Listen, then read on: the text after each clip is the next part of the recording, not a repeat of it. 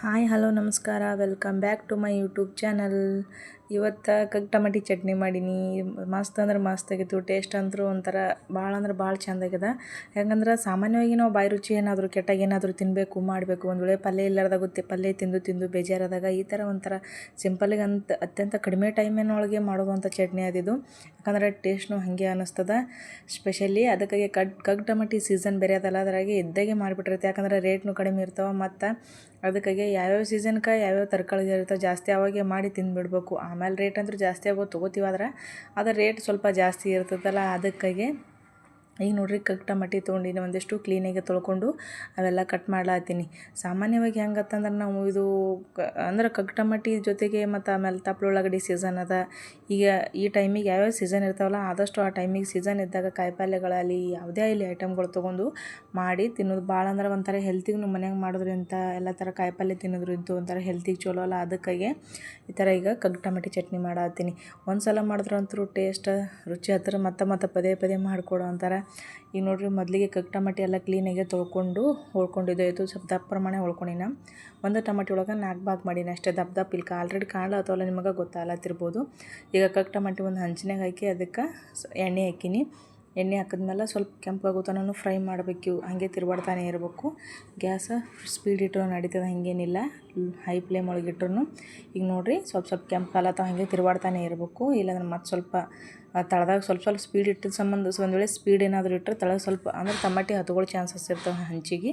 ಅದಕ್ಕಾಗಿ ನೋಡಿರಿ, ಇಲ್ಲಿ ಪೂರ್ತಿ ಕಲರ್ ಚೇಂಜ್ ಆಗ್ಯಾವ. ಈಗ ಮೊದಲಿಗೆ ಗ್ರೀನ್ ಏನಿದ್ವಲ್ಲ, ಈಗ ಸ್ವಲ್ಪ ಕಲರ್ ಚೇಂಜ್ ಆಗ್ಯಾವ. ನೋಡಿರಿ, ಇಷ್ಟು ಪ್ರಮಾಣ ಆದ್ರೆ ಸಾಕು. ಇಲ್ಲಿ ನೋಡಿರಿ, ಪೂರ್ತಿ ಹಂಗೆ ತಿರುಗಾಡ್ಕೋತೀನಿ ಇದ್ದಲ್ಲ. ಈಗ ಒಂದು ಮಿಕ್ಸಿ ಜಾರ್ ಒಳಗೆ ಹಾಕೋತೀನಿ ಇಷ್ಟು. ಈಗ ಇದರೊಳಗೆ ಇನ್ನೂ ಹಲವಾರು ರೀತಿಯೂ ಬರ್ತಾವೆ. ಹಾಗೆ ಡಿಫ್ರೆಂಟಾಗಿ ಮಾಡೋದ್ರಂತೂ ಒಂಥರ ಬಾಯಿಗೂ ಟೇಸ್ಟ ಬೇರೆ ಕೊಡ್ತಿರ್ತದಲ್ಲ. ಯಾಕಂದ್ರೆ ಒಂದೇ ಥರ ಮಾಡಿ ಪಲ್ಯ ಇದು ತಿಂದು ಬೇಜಾರಾಗ ಈ ಥರ ಒಂಥರ ಡಿಫ್ರೆಂಟಾಗಿ ಮನೆಯಾಗ ಟ್ರೈ ಮಾಡೋದ್ರಿಂದ ಎಲ್ಲರೂ ಇಷ್ಟಪಟ್ಟು ತಿಂತಾರೆ.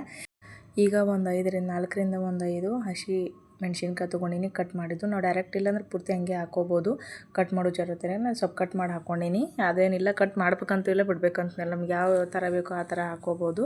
ಇದಕ್ಕೆ ಸ್ವಲ್ಪ ಎಣ್ಣೆ ಹಾಕಿನಿ. ಮೊದಲಿಗೆ ಸ್ವಲ್ಪ ಎಣ್ಣೆ ಇತ್ತಲ್ಲ, ಈಗ ಸ್ವಲ್ಪ ಪ್ರಮಾಣ ಎಣ್ಣೆ ಹಾಕಿನಿ. ಎಣ್ಣೆ ಅದು ತೋರಿಸೋದು ಆಗಲಿಲ್ಲ, ಅದಕ್ಕಾಗಿ ಈಗ ನೋಡಿರಿ ಸ್ವಲ್ಪ ಎಣ್ಣೆ ಹಾಕ್ಕೊಂಡಿದ್ದನ್ನು ಪೂರ್ತಿ ಕ್ಲೀನಾಗಿ ಸ್ವಲ್ಪ ಚೆಂದಾಗಿ ಹುರ್ಕೋಬೇಕಿದು.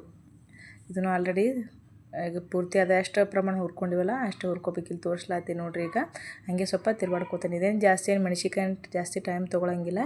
ಈಗ ಹಸಿ ಮೆಣಸಿನ್ಕಾಯಿ ಒಂದು ಮಿಕ್ಸಿ ಒಳಗೆ ಹಾಕ್ಕೊಂಡು ಈಗ ತೋರಿಸಿದ್ಮೇಲೆ ಲಾಸ್ಟ್ ಪ್ರಮಾಣ ಹುರ್ಕೊಂಡ್ರೆ ಸಾಕು. ಈಗ ಸ್ಪೆಷಲಿ ಇನ್ನೊಂದು ಏನಂದ್ರೆ ಇದ್ರ ಜೊತೆಗೆ ಹಸಿ ಉಳ್ಳಾಗಡ್ಡಿ ಇದಂತೂ ಇದ್ರ ಜೊತೆ ಮಸ್ತ್ ಕಾಂಬಿನೇಷನ್. ಹಸಿ ಉಳ್ಳಾಗಡ್ಡಿ ಈಗ ಸೀಸನ್ ಅದ, ಬಡ ತೊಗೊಂಡು ಹಾಕಿ ಯಾವ್ಯಾವ ಪಲ್ಯ ಇರ್ತಾವೆ ಎಲ್ಲ ತೊಗೊಂಡು ಮಾಡಿಬಿಡೋದು.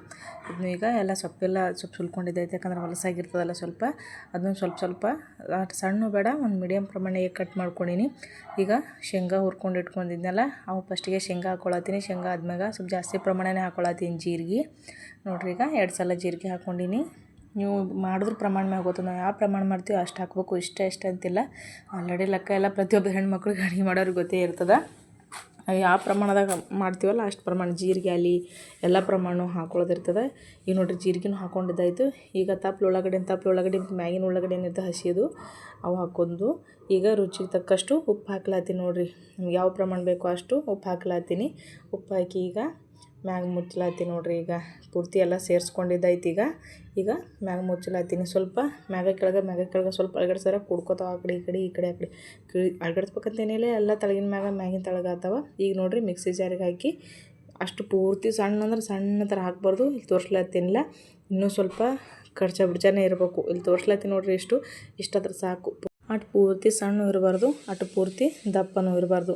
ಈಗ ನೋಡಿರಿ, ಚಟ್ನಿ ಹಾಕ್ಲಕ್ಕೊಂದು ಸಣ್ಣ ಬೌಲ್ ತೊಗೊಂಡಿನಿ. ಈಗೆಲ್ಲ ಕಂಪ್ಲೀಟಾಗಿ ಅದ್ರಾಗ ಹಾಕ್ತೀನಿ. ಈಗ ಅದ್ರಾಗ ಹಾಕ್ಲಾತೀನಿ ನೋಡಿರಿ. ಈಗ ಒಂದು ಜಾರು ಸಣ್ಣಗೆ ಹಾಕಿ ಇದ್ರೊಳಗೆಲ್ಲ ಕುದಿಸ್ಕೊಳತ್ತೀನಿ. ನೋಡಿರಿ, ಆಲ್ರೆಡಿ ಎಲ್ಲ ಕುದಿಸ್ಕೊಳತ್ತೀನಿ. ಇದೇನೋ ಪಾಣಿ ಹೊಡಿ ಜರತ್ತಿರಲ್ಲ. ಈ ಜೀರಿಗೆ ಸಾಸಿವೆ ಹಾಕಿ ಏನು ಪಾಣಿ ಹೊಡಿ ಜರತ್ತಿರಲ್ಲ. ನೋಡಿರಿ, ಎಷ್ಟು ಮಸ್ತ್ ಆಗ್ಯದ. ಅಷ್ಟು ದಪ್ಪನೂ ಆಗಿಲ್ಲ, ಅಷ್ಟು ಸಣ್ಣ ಆಗಿಲ್ಲ, ಅಷ್ಟು ಮೀಡಿಯಮ್. ಇಲ್ಲಿ ತೋರಿಸ್ಲತ್ತೀನಿ, ಇಷ್ಟಾದ್ರೆ ಸಾಕು. ರೊಟ್ಟಿ ಆಮೇಲೆ ಚಪಾತಿ ಆಮೇಲೆ ಅನ್ನ ಸಾರು ಹಾಕೊಂಡಾಗ ಸೈಡ್ ಹಾಕೊಂಡು ತಿಂದರೆ ಟೇಸ್ಟ್ ಅಂತೂ ಅದ್ಭುತ ಇರ್ತದೆ. ಒಂದು ಸಲ ನೀವು ಟ್ರೈ ಮಾಡಿ ನೋಡಿರಿ. ಪ್ರತಿಯೊಬ್ಬರು ಮಕ್ಕಳು ಇಷ್ಟಪಟ್ಟು ತಿಂತಾರೆ. ದೊಡ್ಡವ್ರ ರೊಟ್ಟಿ ಎಲ್ಲ ಮಕ್ಕಳು ಇಷ್ಟಪಟ್ಟು ತಿಂತಾರೆ. ಸ್ವಲ್ಪ ಖಾರ ಕಡಿಮೆ ಹಾಕಿದ್ರೆ, ಸ್ವಲ್ಪ ಮೆಣಸಿನ್ಕಾಯಿ ಹಾಕಾಗೆ ಸ್ವಲ್ಪ ಕಡಿಮೆ ಹಾಕಿದ್ರೆ ಟೇಸ್ಟ್ ಅಂತೂ ಮಸ್ತ್ ಅಂದ್ರೆ ಮಸ್ತ್ ಆಗ್ತದೆ. ನೀವು ಒಂದು ಸಲ ಟ್ರೈ ಮಾಡಿ ನೋಡಿರಿ, ಭಾಳ ಅಂದ್ರೆ ಭಾಳ ಚೆಂದ ಆಗ್ತದೆ. ನೀವು ಯಾವ ಥರ ಮಾಡ್ತೀರಿ ಅಂತೇಳಿ ಕಮೆಂಟ್ ಮಾಡಿರಿ.